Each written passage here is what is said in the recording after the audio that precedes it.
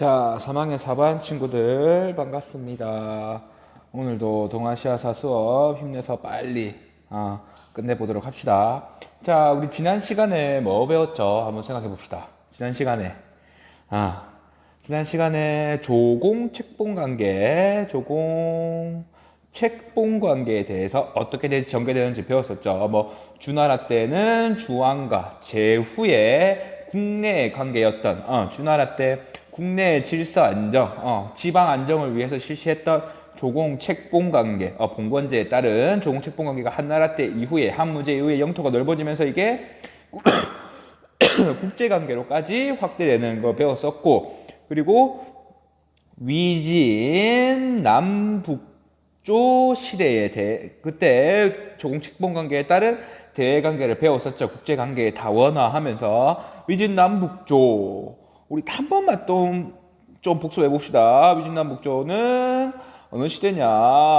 무조건 이 생각해야 돼요. 위촉 5부터 위에서 나온 진이 통일을 하고, 이 진이 5호의 침입에 따라서 5호 16국의 시대가 이어지고, 여기에서는 서진이 사마염에 의해서 건국된 서진에서 5호의 침입에 따른, 흉노족의 침입에 따른 수도 이동을 통해서 동진, 동쪽으로 남동쪽으로 이동을 해서 동진이 되고, 남조에서는 진, 송, 제, 양, 진으로 남조, 강남에는 이 정권들이 한족 정권이 이어지고, 북조에서는 이 5호 유목민에 의해서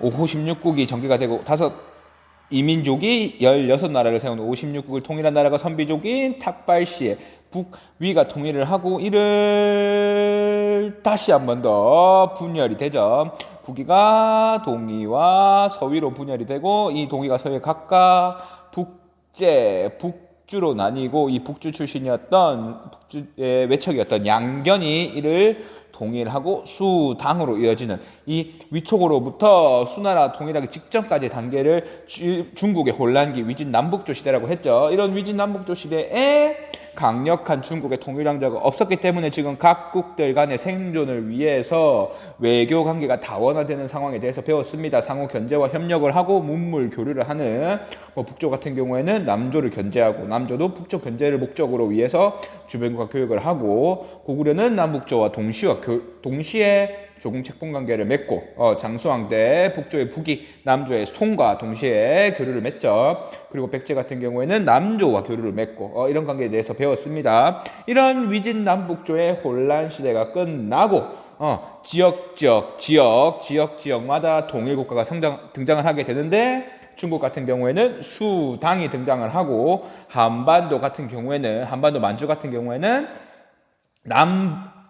북국 시대라고 해서 남쪽에는 신라가 통일을 하고, 북쪽에는 발해가 통일을 하는 그런 시대가 등장을 하게 되는 거죠. 일본 같은 경우에는 소국들이 난립하던 시대에서 이제는 야마토 정권이 되고, 야마토 정권 이후에 소국을 통일한 야마토 정권 이후에 통일국가로 나아가게 되는 그런 시대에 대해서 배웠습니다. 이번 시간에는 이 각 지역별로 만들어진 통일국가 간에 어떤 외교관계가 있었는지, 외교관계의 변화에 대해서 배워보도록 합시다. 이전까지만 해도 위진남북시대의 외교관계를 외교관계의 다원화라는 단어로 표현을 할 수 있는데, 이 시대는 어떤 말로 표현할 수 있는지 수업을 진행하면서 알아보도록 합시다. 자, 일단 이거 지우고 오늘 본격적인 내용을 들어가도록 합시다. 자, 먼저 통일왕조 등장 이후에 외교관계의 변화를 먼저 보도록 하는데, 자, 먼저 여기 적어 놓을게요. 통일왕조 등장 이후, 이거는 8세기 가량이겠죠. 자, 먼저 중국부터 봅시다. 중국의 수나라가 위진 남북조 시대를 통일을 하죠. 수나라는 이제는 오랜 혼란 시대를 종식하고 통일하였기 때문에 제1 목표가 평화겠죠. 평화를 주된 목적으로 하고 주변국들과 외교를 하게 되는데, 대표적인 예로는 주변국에 이민족으로 남아 있었던 강력한 유목국가를 세우기 직전 단계에 돌궐, 돌궐이 강력하게 위에 이민족으로 남아 있었기 때문에 이들을 잠재우기 위해서 이들을 돌궐의 신하를 수나라 스스로 자처를 하는 방향으로 나아갑니다. 먼저 숙이고 들어간 거죠. 돌궐이 너무 그 당시에 강력한 유목민족이었기 때문에.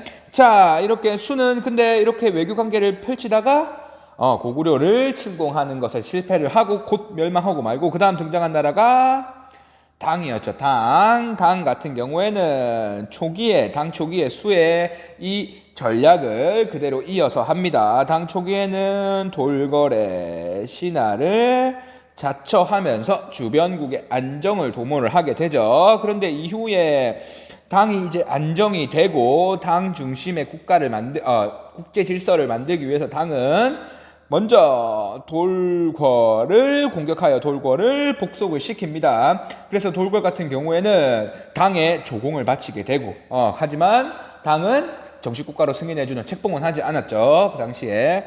자, 어떻게든 당은 이제 강력한 이민족이었던 돌궐을 복속한 다음에 서역 지방에 있던 어느 쪽이냐면 티벳 고원 쪽에 그 서역 지방, 우리 제일 처음에 동아시아 세계에 대해서 배웠죠. 그러면서 제일 서쪽에 있었던 서고 동저의 지형에 따라서 서쪽에 있던 서역에 있던 토번 위구르라고 하는 이민족이 있었어요. 이 이민족들도 엄청나게 강력한 이민족들로서 중국과 서역에 있는 국가들을 연결하는 그런 역할을 했었죠. 자, 이 토번과 위구르에는 여기 나오는데, 우리 몽골의 당고종 때, 당고종이 아니죠. 한고조 때 처음으로 선우에게 한고조 유방이 공주를 시집을 보냈죠. 묵특선우에게 평화를 위해서 이것과 유사한 화번 공주를 파견을 하게 됩니다. 평화를 위해서 당 왕실의 공주를 토번과 위구르의 왕의 부인으로 시집 보내는 화번 공주를 파견하게 됩니다. 평화를 위해서 지방에 있는 번에 파견된 그런 공주를 말하는 거예요. 이 화번 공주. 자, 대표적인 인물로 토번의 당시에 토번 지배자였던 송첸캄포에게 문성공주를 시집을 보내서 혼인을 시켰죠. 자, 이런 당나라 초기에는 돌궐 신하를 자처를 하다가 그 다음에 돌궐을 복속을 시키고 그 다음에 토번이나 위구르나 화번공주를 파견하는 이런 정책을 피는, 평화를 추구하는 이런 정책에서, 자, 점점 당 후반기에 가면은 당은 다른 정책, 다른 외교 정책을 핍니다. 그게 어떤 정책이냐면 네 글자로 기미정책이라고 합니다. 기미정책이 뭐냐면 이게 말고삐란 말이거든요. 말고삐. 말을 탈 때 그 말고삐를 이르는 명칭인데, 이거는 좀 느슨하게 말이 강력하게 달리라고 할 때는 말고삐를 팽팽하게 당기는데 느슨하게 이제 완만하게 달릴 때는 말고삐를 살짝 늦추듯이 평화가 이루어진 상황에서는 이제 느슨한 외교 정책을 피게 됩니다. 자, 그래서 각 지역에 도호부라고 하는 지방 지역을 설치를 하고, 이 도호부의 장관으로 도호라는 사람을 중앙에서 파견을 해요. 자, 그러면은 이거 중앙 집권 강화된 거 아니고 지방을 통제하기 위한 거 아니냐라고 하는데, 여기서 중요한 건, 기미 정책에서 중요한 거는 그 아래에, 도호 아래에 그 지방관을 그 정복지의 왕이나 그 정복 민족의 추장, 이런 사람들의 지방관으로 인정을 해줘요. 대표적으로 우리 660년에 고구려를 멸망시키고 나당 연합군이 고구려를 멸망시키고 백제도 668년에 멸망시킬 때 그 이후에 당은 한반도 만주에 대해서 침략 내용을 점점 드러내죠. 그러면서 만들었던 게 고구려 지역의 안동, 도호부라는 걸 만들죠. 안동, 동쪽을 편안하게 할 도호부라는 걸 만들어서 여기서 중앙 관료인 도호를 파견을 하고 고구려 왕족을 여기에 지방관으로 인정해주는 이런 정책을 실시를 하게 됩니다. 자, 이런 정책들을 각 지방에 그리고 주변국에 펼치게 되면서 당 같은 경우에는 당 중심의 국제 질서를 마련을 하게 됩니다. 당이 가운데 있고 주변국이 당의 조공을 바치고 당 같은 경우에는 지방의 기미 정책에 따라서 각 지방을 다스리는 왕들을 부족장으로 지방관으로 인정해주는 그런 당은 주변군의 조공 책봉 관계를 요구를 하게 되는 거죠. 자, 이런 당 중심의 국제 질서에 대해서 자세한 거는 좀 이따 좀 더 자세하게 배우도록 하겠습니다. 자, 이제 중국 지역은 이렇게 됐고 우리 만주 한반도 지역을 봅시다. 먼저 남북국 시대에 먼저 신라부터 보도록 합시다. 신라 같은 경우에는 제일 견제 대상이 북쪽에 있는 발해겠죠. 발해를 견제하기 위해서 어떤 걸 쓰냐? 당과 조공 책봉 관계를 맺게 됩니다. 당 황제가 생일이거나 1월 1일 이럴 때 조공 사신을 보내고 조공 문자를 보내고 그렇게 한다면 당은 신라를 정식 왕으로 인정해주는 책봉 관계를 맺게 되는 거죠. 자, 지방관을 임명하는 기미 정책의 일환 중에 하나였습니다. 당에.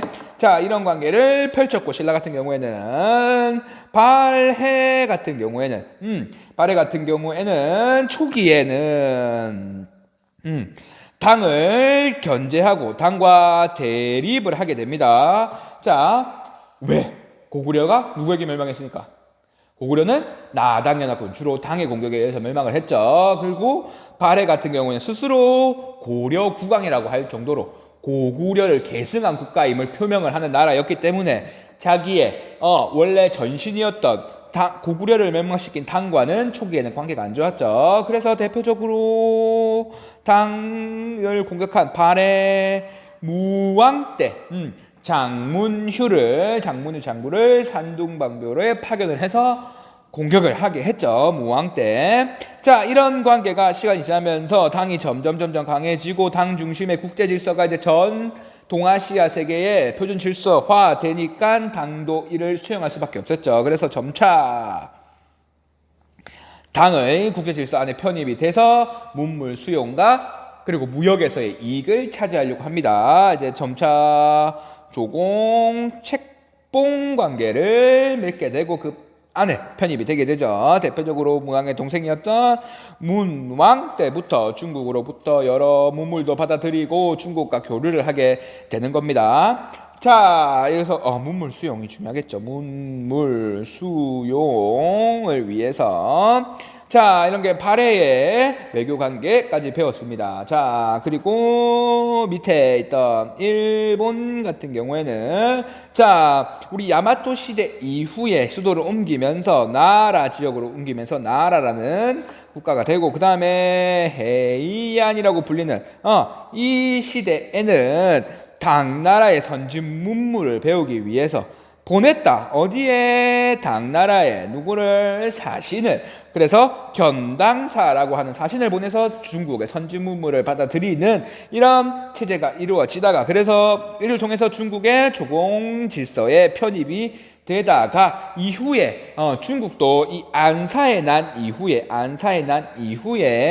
혼란스러운 시기가 되니까 각 지역에서 절도사라고 하는 군사력을 가지고 우리 배웠었죠. 군사력을 가지고 있던 각자의 조세의 징수권도 가지고 있고 독자적인 세력을 가지고 있던 절도사들이 막 난립을 하니까 더 이상 중국에서 배울 거 없다 이렇게 하면서 헤이안 시대 이후에는 헤이안 말기 이후에는 견당사 파견을 중지를 하게 되면서 일본 내에서 이제는 당나라 배울 필요 없다. 우리의 독자적인 문화를 발전시키자라고 해서 국풍문화라는 게 발전을 하게 됩니다. 자, 일단 우리는 위진남북조 시대 이후에 각 지역의 통일왕조가 등장을 하게 되고 이 통일왕조들 간의 외교관계에 대해서 배웠습니다. 자, 이제는 뭘 배울 거냐면 이 당 중심의 국제 질서가 마련되면서 이제는 우리는 동아시아 세계라고 불릴 정도의 그런 교류와 협력을 하게 됩니다. 자, 먼저 이거 지우고 이거 배워야 됩니다. 자, 이거 지우고 동아시아 세계가 뭔지 한번 봅시다. 당 중심의 국제 질서가 뭔지. 자, 빨리 지우고 오늘 내용이 많아서 빨리빨리 하도록 하겠습니다. 자, 당 중심의 국제 질서를 하면서 동아시아 세계가 만들어졌다고 하는데 그러면 동아시아 세계가 뭐냐라고 하면은 자, 동아시아 세계가 뭔지 한번 봅시다. 동아시아 세계 같은 경우에는 당 중심에 조공 책봉 관계 아래서 당 중심의 조공 책봉 관계 아래에서 사신을 통해서 사신 통해서 공적인 무역을 하는 그리고 공적인 교류를 조공 책봉 관계 하에서 공적인 교류를 하는 사신을 통해서 그리고 그를 따라간 상인을 통해서 교류와 교역이 이루어지는 이런 것들이 이루어지면서 동아시아 세계라고 불려지는 시대가 됩니다. 당 중심의 조공 책봉 관계 아래에서 이게 제일 중요하겠죠. 조공 책봉 관계 아래에서 사신이나 이를 따라간 상인을 통해서 교류와 교역이 이루어지던 그런 세계를 동아시아 세계라고 하는데 이를 알 수 있는 게 이 교류와 교역이 이루어졌던 걸 제일 잘 알 수 있는 게 어떤 컨텐츠냐. 그게 바로 한자. 우리가 한글이 세종대왕 때 만들어지기 전까지 우리는 한자가 기본적인 언어였죠.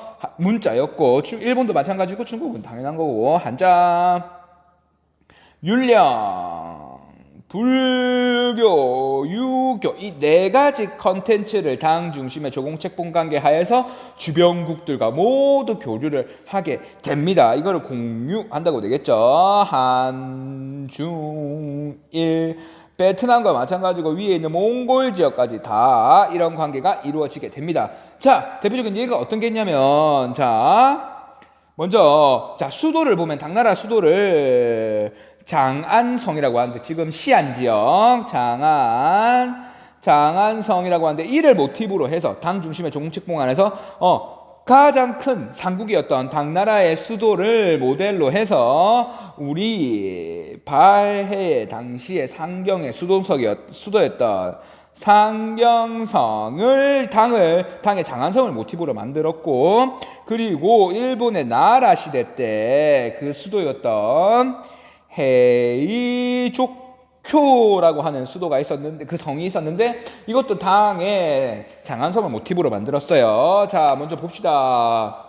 이게 당의 장안성입니다. 장안성. 여기 황성이 있고 황제가 머무는 황성이 있고 앞에 황제가 가는 주작대로가 있었고 서시, 동시라고 하는 시장이 있음으로 해서 주거지역과 상업지역을 이렇게 구분했던 이런 당의 장안성이 있습니다. 이를 모델로 해서 먼저 발해의 상경성을 보도록 하면 발해도 이렇게 돼 있죠. 가운데 제일 최상단에 궁성이 있고 왕이 지나가는 주작대로를 중심으로 좌우에 상업지역과 주거지역을 구분한 이런 형태를 갖춰져 있고 일본의 헤이족교도 이렇게 되어 있습니다. 가운데 궁성이 있고 주작대로 있고 동시서시 있고 주거지역, 상업지역 이렇게 구별되어 있고 자 이렇게 당을 모델로 해서 수도도 비슷하게 만들어질 그런 시대를 동아시아 세계에서 당 중심의 조공책봉 관계해서 이런 시대가 만들어졌습니다.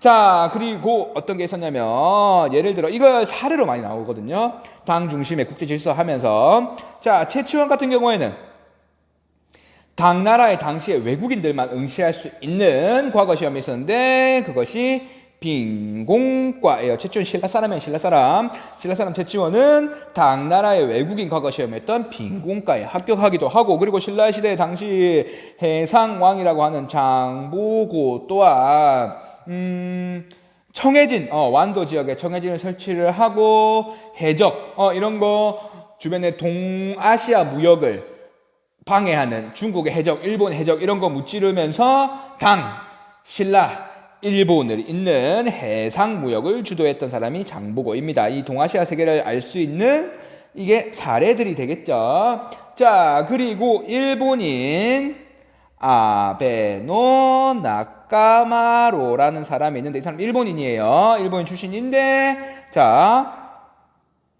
안남도호부라고 하는 당나라가 베트남 지역을 정복을 하고 만들었던 안남도호부라고 했는데 여기에 도호로 일본인을 파견을 하게 됩니다. 그 당시 얼마나 당나라가 국제 질서에서 교류가 많았는지를 알 수 있겠죠. 자, 그리고 베트남 사람이었던 대월 사람이었던 크엉 꽁푸 크엉 꽁푹 이름만 들어도 베트남 사람 같죠. 이런 베트남 사람들은 당대에 고위 관료로 뽑을 정도로 당나라는 엄청 개방적인 사회였죠. 자, 당나라의 수도 장안성을 모델로 발해 상경성 나라 시대에 헤이조쿄 이런 것도 만들어졌고, 제치원 장보고 아베노 나카마루 꽁콩푹 꽁콩푹 이런 사람들을 통해서 동아시아 세계 당시 얼마나 당 중심의 개방적인 외교 관계가 이루어졌는지를 알 수가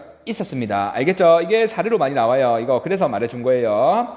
자, 우리는 이제 뭐 할 거냐면 이 율령, 한자는 뭐 별로 중요한 게 아니고 율령, 불교, 유교를 중심으로 해서 이 동아시아 세계에 이 문화권이 문화도 교류를 하게 되는데, 이 문화가 어떻게 만들어지게 되는지, 이 공유하는 문화가 어떻게 만들어지게 되는지 그것에 대해서 배워보도록 할 건데, 먼저 율령을 먼저 배워보도록 하고 그 다음에 불교를 해보도록 합시다. 율령, 유교는 거의 붙어서 나오는 건데 이걸 왜 붙어서 하게 되는지 설명을 하게 될 거고, 그리고 유교에서 발전한 성리학도, 송나라 때 만들어진 왕안석에 의해서 만들어진 성리학도 이 동아시아 세계의 공유가 되게 되는데, 그것에 대해서도 자세하게 배워보도록 합시다. 먼저 우리는 율령 체제에 대해서 배워보도록 합시다. 죄송해요, 선생님. 기침이 나왔네요. 자, 지금 오늘 배울 내용이 많아서 율령 조금만 들어가고 이번 시간 끝내도록 할게요. 자, 지금 할 내용이 많아서 우리 시간이 늦었으니까 우리 계약이 늦어진 만큼 빨리빨리 내용을 빼야겠죠. 자, 선생님 한번 확인 좀 해보고, 지금 별로 21분밖에 안 지났네요. 자, 먼저 율령체제에 대해서 배워보도록 합시다. 여기 먼저 이 동아시아 세계에서 공유되었던 문화, 동아시아 문화권에 대해서 배워보도록 합시다. 그래서 율령, 유교, 불교, 나중에 배울 성리학을 중심으로 해서 배울 건데, 먼저 이번 시간 선생님이 아까 말했듯이 율령을 중심으로 배운다고 했죠. 율령. 선생님이 율령이 뭔지도 안 알려주고 계속 율령을 했죠.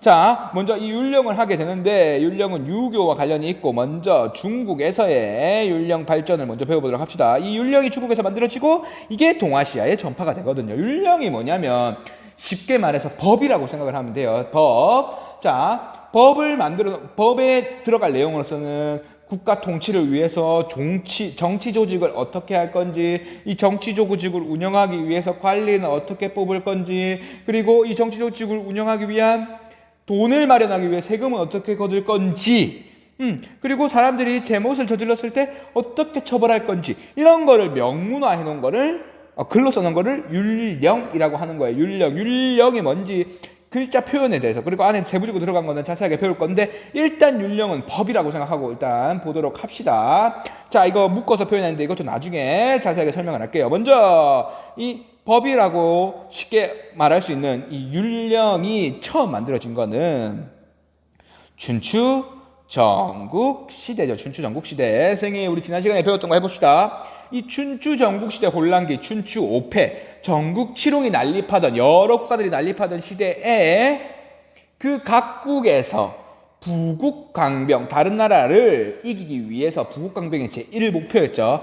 부국강병을 위해서 각지에서 가신의 논리들을 펴고 있던 여러 가지 학문적 집단들이 있다고 했죠. 그게 뭐라고 그랬죠?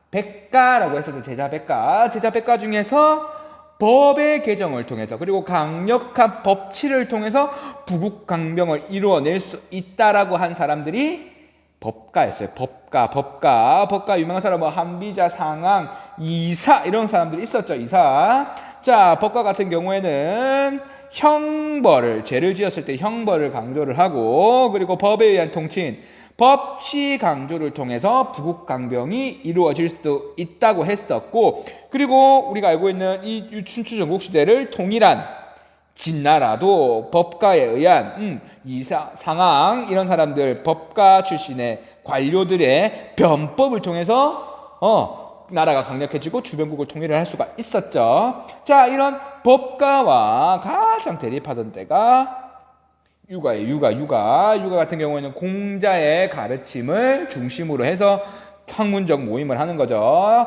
그리고 이 공자 같은 경우에는 군자로서의 덕, 그리고 예의, 예절 이런 거를 강조를 하는 학문을 하는 유파였어요. 유파, 학파였죠. 자, 당시에 춘추전국시대 법가와 육아가 가장 대립을 하던 단계였는데 결과적으로는 선생님이 아까 앞에 설명했죠.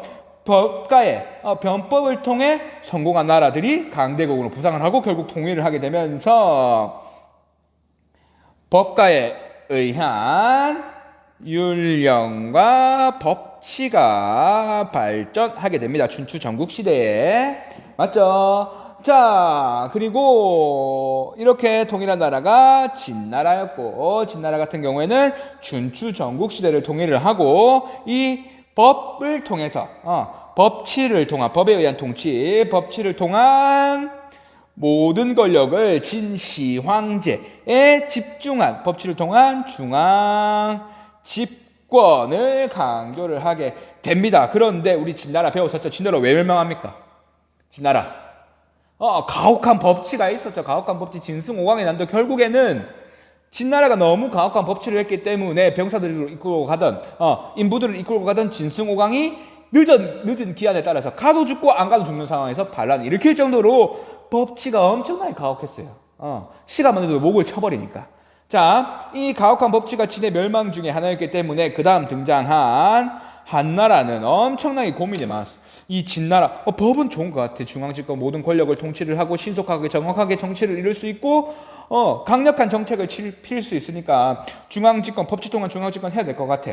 그런데 앞에 있는 진나라가 이걸 너무 가혹하게 해서 너무 일찍 멸망했기 때문에 우리도 그렇게 될 줄 모르니까 이걸 바로 똑같이 실시할 수는 없을 것 같아. 자, 그래서 한나라는 고민을 하기 시작해. 그러면 법치를 해야 되긴 해야 될 것 같은데 어떻게 해야 될까? 자, 고민을 해서 나온 결과가 당시에 어떤 사람이었냐면 한무제 때 동중서라는 사람이 있었는데 이 사람이 건의를 해요. 뭐라고? 이 법치를 실시하되 어떻게 하자? 유교를 중시하자. 그래서 너무 가혹하게 하지 말고 유교를 좀 들여서 좀 더 완화시키자라는 건의를 하게 되고 한무제가 이를 받아들이게 돼요. 그래서 유교를 국교화, 국가의 종교화 시킬 정도로 유교를 강화시키게 되죠. 그래서 나라에서 최고 유교 교육기관인 태학도 만들게 되고, 그리고 공자의 사당이었던 문묘 이런 거 만들게 되고, 그리고 이 태학에서 가르칠 오경 박사 교수라고 보면 돼요. 태학의 유교에서의 바이블, 유교의 경전이라고 보면 돼요. 시경, 서경, 역경, 예기, 춘추와 같은, 몰라도 돼. 어쨌든 이런 유교 경전을 가르칠 오경 박사, 오경 5개의 경전을 가르칠 오경 박사 제도 이런 것도 두고 해서 유교를 강조를 하게 됩니다. 자, 그렇게 되면서 이제 한나라 때부터 유교를 중시하게 되면서 불교를 또 그대로 중시하고, 그를 통해서 법가와 육아의 조화가 이루어진 그런 상황에서 율령이 이후에 만들어지게 됩니다. 율령. 예를 들면 법과와 육아가 좋아졌다는 게 유교 윤리에서 여러분들 제일 강조하는 게 아까 덕기에 이런 거 중시를 했는데 제일 강조하는 이념이 임금에 대한 충성, 부모에 대한 효도예요. 효도. 자, 이걸 가장 강조하게 되는데 이걸 법치와 조화를 시켜서 임금에 대한 충성을 모욕하는 반역죄 이런 거는 법치에서 법가에서 법에서 엄청 강력하게 처벌을 바로 사형에 처하고, 그리고 부모에 대한 불효죄 이런 것도 엄청나게 강력하게 처벌을 하죠. 이런 내용을 통해서 법가하고 육아가 조화를 이루어져서 그렇게 만들어진 게 율령이구나 라고 할 수 있습니다. 그래서 선생님이 여기 율령이랑 유교를 같이 붙였던 거예요. 자, 근데 이 율령이 뭐냐면 율령은 율은 이거는 형법이에요. 형법. 죄를 지었을 때, 형사적 죄를 지었을 때, 만약에 뭐 사람을 죽이거나 물건을 훔치거나 사람을 때렸거나 이런 죄를 저질렀을 때 처벌을 하는 걸 율이라고 하고, 령은 뭐냐면 아까 앞에 말한 관리는 어떻게 뽑을 거고, 세금은 어떻게 뽑을 거고, 어떻게 거둘 거고, 국가 제도는 어떻게 할 거고, 국가 조직은 어떻게 하고, 지방 조직은 어떻게 할 거고, 이런 행정적인 걸 갖추기 위해서 실시하는 행정법을 령이라고 해요. 이걸 붙여서 율령이라고 하는 거예요. 율령. 자, 그런데 한 대 지나서 위진 남북조 시대가 되면은 이 율령만으로는 안 돼. 그래서 이 율령을 보완하기 위해서 격과 식이라는 게 등장을 하게 되면서 그 다음부터는 율령, 격, 식의 체제가 만들어져요. 아까 율령 같은 경우에는 형법, 범죄를 저질렀을 때 태장, 도, 유, 사회 처벌을 하죠. 태형, 회초를 때리거나 장형, 곤장을 때린다거나 도형, 감옥에 보낸다거나 유배형을 보낸다거나 죽인다거나 이런 처벌을 하는 율이 있었고, 그 다음에 행정법인 령이 있었는데 이것만으로 모자라니까 그거를 보완하기 위해서 추가 보완하는 격이란 것도 두고, 계속 시대가 변하면서 새로운 범죄가 나올 거니까 격이란 걸 두고, 그리고 이걸 디테일하게 만드는 시행세칙이라고 하는 이 령을 관리는 이렇게 뽑겠다. 그리고 과거는 몇 년에 한 번씩 하고, 과거의 시험관은 누구로 하고, 이런 시행세칙 자세한 내용은 식이라고 하는 이런 율령을 보완하는 격식이 남북조 시대에 등장을 하게 되면서 율령 격식의 완벽한 체제를 만들게 됩니다. 자, 이게 완벽하게 체제가 만들어진 거는 수당대예요. 수당대. 격식이 나오게 된 건 남북조고, 수당대에 이르게 되면서 율형법인 율, 행정법인 령, 보완하는 법령인 격, 시행세칙인 식, 이 율령 격식의 법 체계를 마련하게 되고 완성하게 되고, 그리고 통치 체제로서 율령 이 체제를 완성시키게 됩니다. 수당대. 자, 어떤 게 있냐면 통치체제로서의 율령 완성 이렇게 되어 있는데, 자, 중앙제도로서 앞으로 배울 건데, 우리 중앙제도 배웠었죠. 우리 지금 대한민국 같은 경우에는 중앙제도로서 과천정부청사, 세존정부청사의 관료들이 있죠. 제일 위에 대통령을 비롯해서 대통령 아래 총리, 총리 아래 각 부가 있었고, 각 부의 장관들이 그 행정을 맡게 되죠. 이 율령체제에 따라서 중앙제도는 중앙에 삼성, 육부라고 하는 제도를 두고, 지방에는 주현제라고 하는 조직을 둡니다. 삼성, 육부가 주현제. 이거 선생님이 이전에 설명을 했을 거예요. 만약에 선생님이 경상남도, 김해시, 구산동이라고 한다면은, 경상남도 도가 있고, 김해주, 구산현이 되겠죠. 자, 이런 지방 조직을 갖추게 되고, 여기에 지방 관리를 주에도 파견을 하게 되고 현에도 파견을 하게 돼요. 자, 그리고 중앙 조직 같은 경우에는 최상위에 삼성이 있고, 이거를 실시하는 육부가 있는데, 자, 먼저 보도록 합시다. 여기 나와 있죠. 당나라의 삼성 육부제, 최상위에 황제가 있고, 그 아래에 여기 정책을 회의하고 법안을 입안하는 중서성, 제일 중요한 중서성, 그리고 여기 입안한 거를 심의하는 문화성, 이를 실제로 실시하는 상서성. 그리고 이 상서성 아래에 실제 실시를 할 때 그에 맞게 이호래, 병형, 공해, 이부는 인사, 호부는 재정, 예부는 의례, 병부는 군사, 형부는 사법, 공부는 토목 건축, 이 업무에 맞게 분할을 상서성에서 명령을 하고, 여기서 각부 판서들이 이걸 실시를 하게 되는 거겠죠. 이런 중앙 조직이 갖춰지게 되게 되는 겁니다. 중앙 조직. 알겠죠? 자, 그리고 중요하게 어사대, 국자감 이런 거 있는데, 나중에 그거는 별로 중요한 게 아니니까 나중에 설명을 하게 되고, 자, 이런 조직 만들게 되고, 더 적을게요.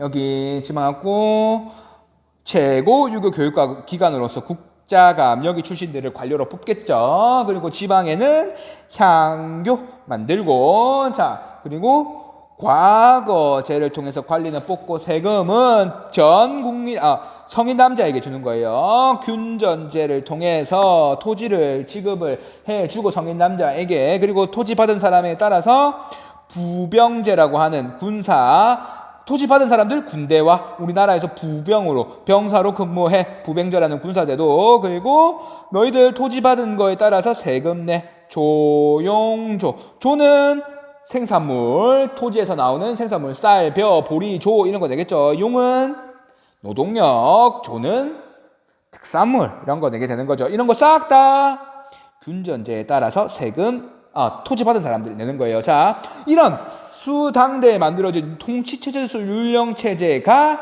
중국에서 이제 완성이 되고 이게 이제 동아시아 각국으로 퍼지게 됩니다.